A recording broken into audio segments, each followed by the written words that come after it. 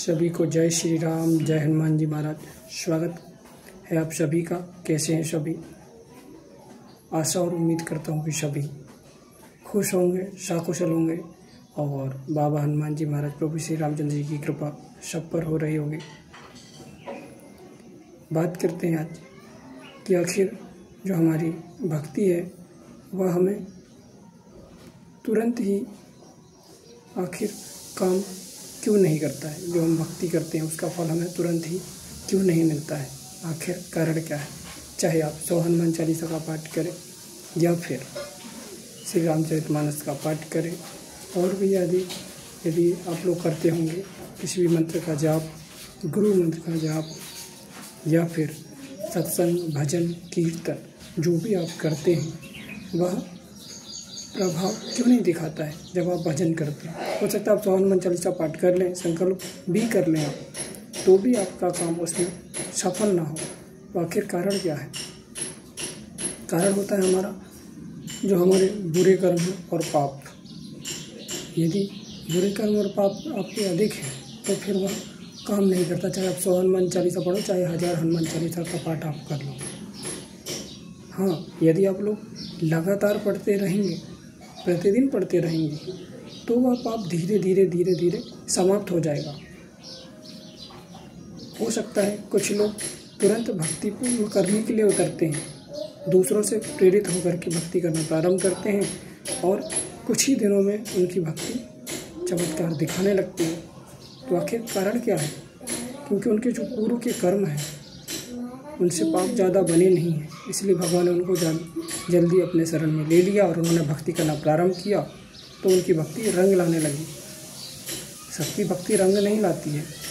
कुछ लोग सोचते तो हैं भक्ति करने के लिए, कई सालों से भक्ति करते हैं, लेकिन उनकी भक्ति रंग नहीं लाती। चाहे कोई भी हो, चाहे मैं हूँ या फिर चाहे मैं ही क्यों ना हो या फिर कोई और हो। देखिए, शुरुआत में जब कोई भी भक्ति करता है तो इतनी जल्दी भक्ति प्रभाव नहीं दिखाता है।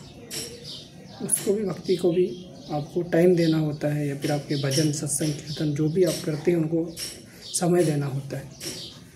कोई भी दिव्य शक्ति हो, चाहे भगवान की कृपा आप माने, इतनी जल्दी प्रभावी नहीं दिखाती।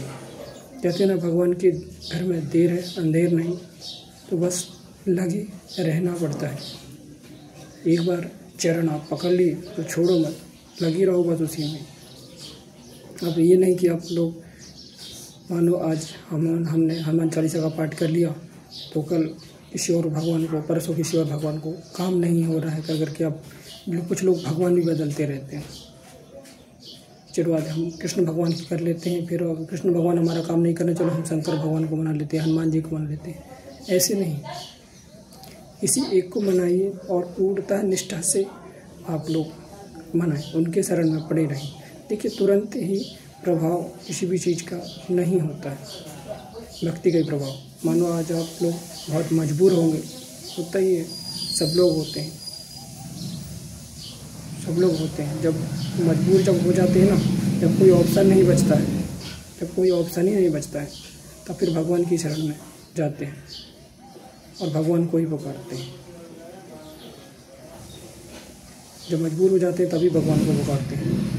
भगवान को आप लोग पुकारें, लेकिन आप लोग कब पुकारते हैं? जब आपके पास कोई चारा ही नहीं बचता है या फिर कोई ऑप्शन ही नहीं है आपके पास, तब आप लोग पुकारते हैं। पहले से ही यदि आप पुकारें तो वैसी नौबत ही नहीं आती।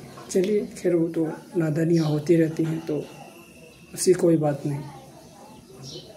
लेकिन जब आप लोगों ने भक्ति करना प्रारंभ कर दिया है तो इसे आप लोग कंटिन्यू रखिए।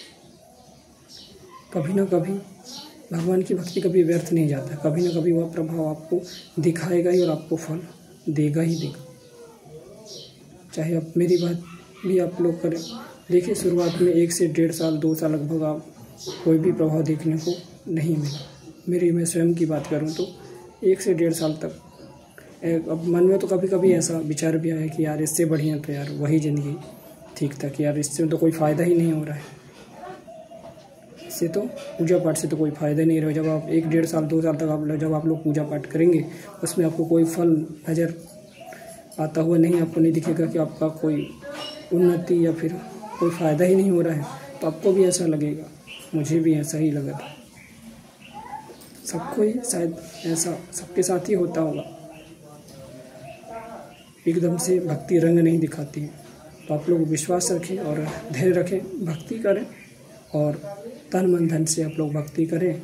निश्चित ही आपकी भक्ति कुछ ही दिनों में देखेंगे आप लोग, आपकी भक्ति भी रंग लाएगी। ये बहुत सारे लोगों की परेशानियां और दिक्कत है, सभी की लगभग मुझे लगता है कि सभी लोगों की यह दिक्कत और परेशानियां हैं। लोग सोचते हैं कि हम लोग आज 100 हनुमान चालीसा का पाठ करें और हमको आज ही बिल्कुल बाबा हनुमान जी महाराज हमारी सारी मनोकामना की पूर्ति कर दें। तो ऐसा होता नहीं है। आप लोगों को मैं बता दूं कि आप लोग ये ना सोचें कि हम 100 हनुमान चालीसा का पाठ संकल्प लेकर के कर देंगे तो हम बाबा हनुमान जी महाराज झट से हमारा काम बना देंगे। तो ऐसा नहीं होता है।